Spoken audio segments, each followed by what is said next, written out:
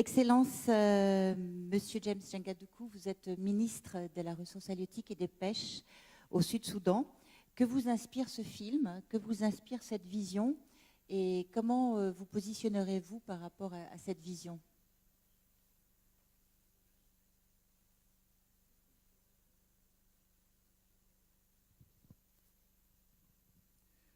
Yeah, thank you. Merci. Alors, je suis véritablement impressionnée par le documentaire que vous avez projeté et je souhaite souligner la situation au Sud-Soudan qui est unique. Nous avons de l'eau dans les rivières, de l'eau douce dans les rivières. Nous avons jusqu'à 70 000 kilomètres carrés d'eau, de l'eau douce dans les rivières. Et nous avons aussi le Nil de 250 kilomètres. Il traverse quasiment tout le pays. Et nous avons également une large surface couvrant des milliers de kilomètres carrés d'écosystèmes qui soutiennent l'environnement dans cette région.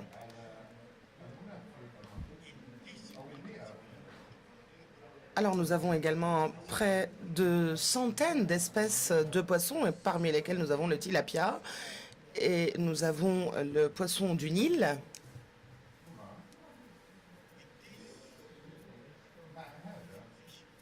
Donc avec ce poisson sauvage que nous avons dans ces eaux, si nous pouvions l'exploiter de façon durable, nous pouvons obtenir jusqu'à 400 tonnes métriques par an. Donc la pérennité est très importante si nous pouvions l'exploiter de cette façon. Maintenant, apprenant de la petite vidéo,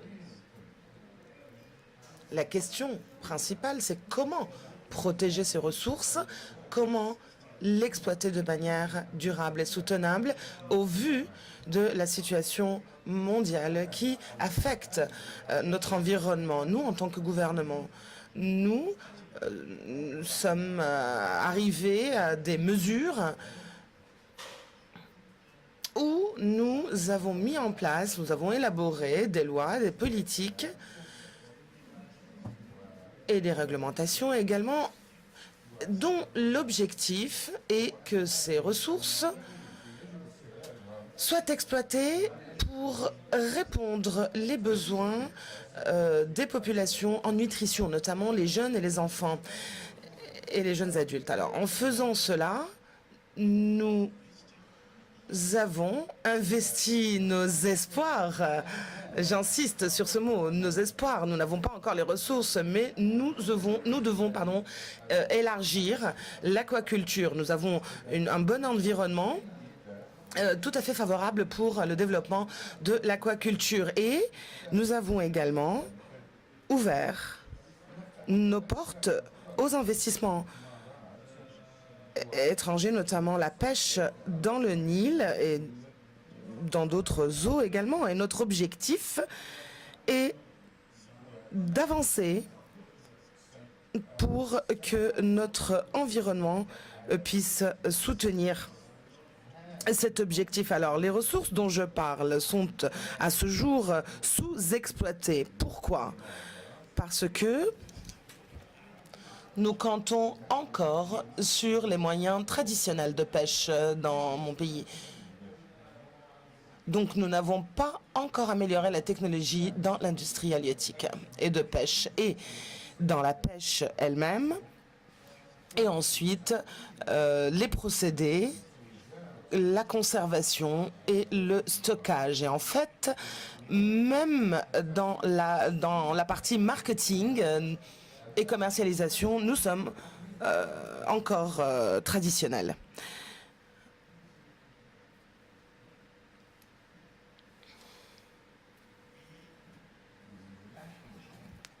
Nous avons des opportunités. Nous avons énormément d'opportunités dans cette industrie. Et nos opportunités, c'est que si nous nous lions à la communauté internationale et à la communauté locale pour que nous puissions partager les expériences et les bonnes pratiques et utiliser cette ressource extrêmement importante pour les personnes et ensuite pouvoir l'exporter. Nous avons de l'eau douce qui est écologique, bio, qui donc pourrait soutenir cet objectif. Et bien sûr, nous avons invité les investisseurs. Et nous sommes nous-mêmes, pendant ce temps, défiés. Nous faisons face à des défis et l'un de ces défis est sans aucun doute la sécurité. Nous sommes indépendants, le pays le plus jeune en indépendance, près de 7 ans. Et nous sommes préoccupés par les questions sécuritaires. Il y a eu la guerre civile il y a 4 ans. Demain, nous nous rencontrons pour parler de paix à Addis Abeba et la véritable paix, c'est lorsque nous avons tout à fait confiance que la pêche doit être en ligne de front dans le secteur économique de mon pays.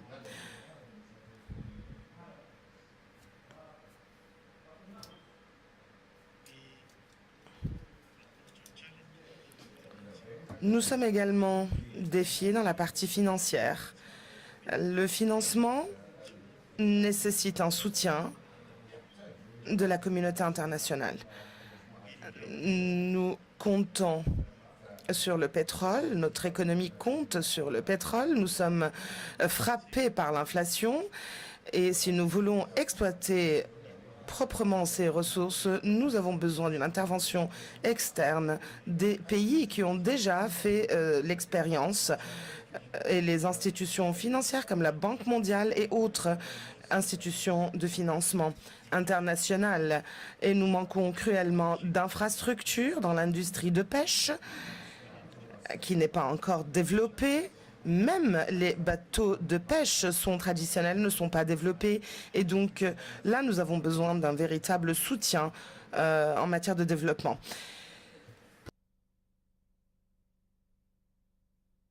Bien entendu, c'est une industrie qui n'est pas sous notre contrôle total.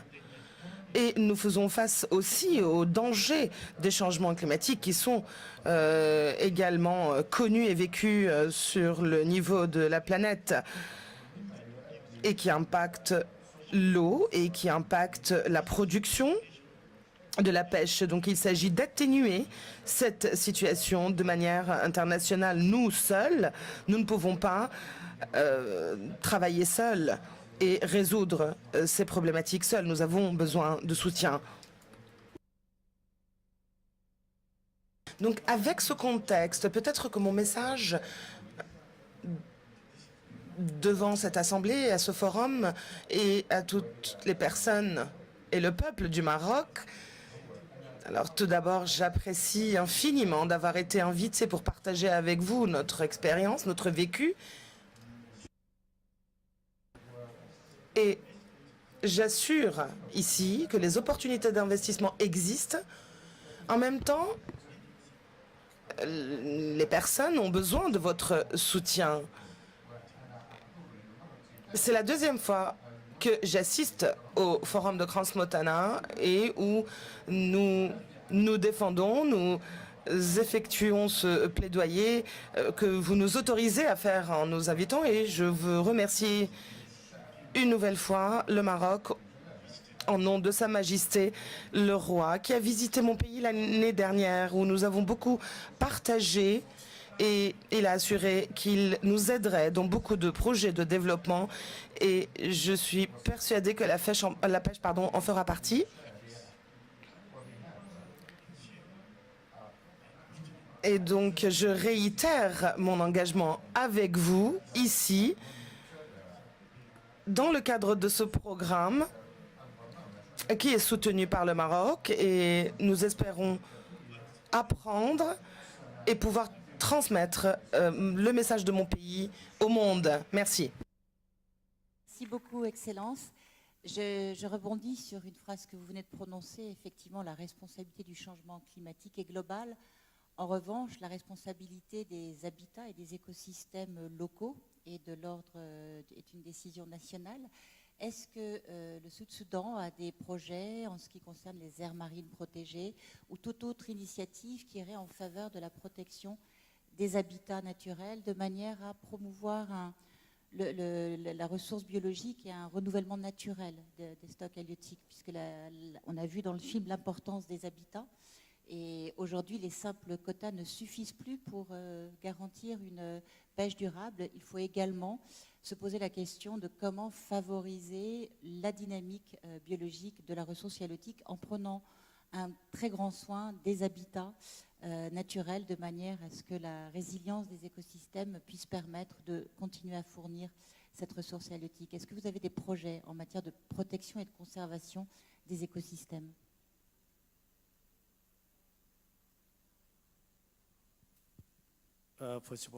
Alors tout d'abord, nous n'avons pas de projet spécifique à ce jour, mais nous avons les lois qui sont en place et nous essayons de les mettre en œuvre, de les appliquer. Nous avons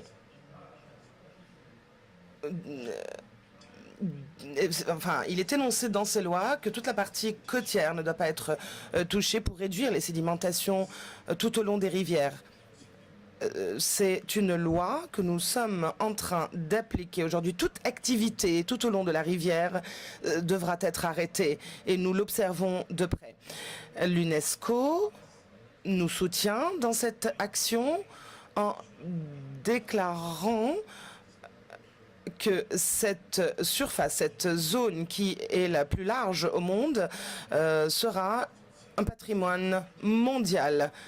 Et aucune activité de quelque sorte que ce soit ne sera effectuée dans cette zone pour protéger cette partie. Et le ministère de l'Environnement a des programmes en relation avec le contrôle de l'environnement. Une partie concerne la déforestation. Nous comptons principalement sur nos forêts, nous comptons sur nos forêts et sur le charbon, mais nous devons conserver également nos forêts. Et ce sont des lois qui sont en train d'être appliquées aujourd'hui. Alors nous avons également des mesures sur la conservation de l'habitat naturel, particulièrement tout au long des rivières, pour que les populations indigènes ne soient pas défiées et mises en danger, et qu'il n'y ait pas d'activités étrangères. Alors, le projet de loi n'est pas encore tout à fait formulé, mais les lois, elles le sont et sont actuellement appliquées. Alors, peut-être nous envisageons d'avoir des projets spécifiques qui viseraient à la protection de l'habitat naturel et de ces écosystèmes. Monsieur le ministre, et je suis sûre que l'Institut national de ressources halieutiques saura vous accompagner dans ces actions très positives pour le futur. Merci beaucoup. Je crois qu'on peut peut-être encore applaudir Monsieur le ministre pour cette bonne nouvelle.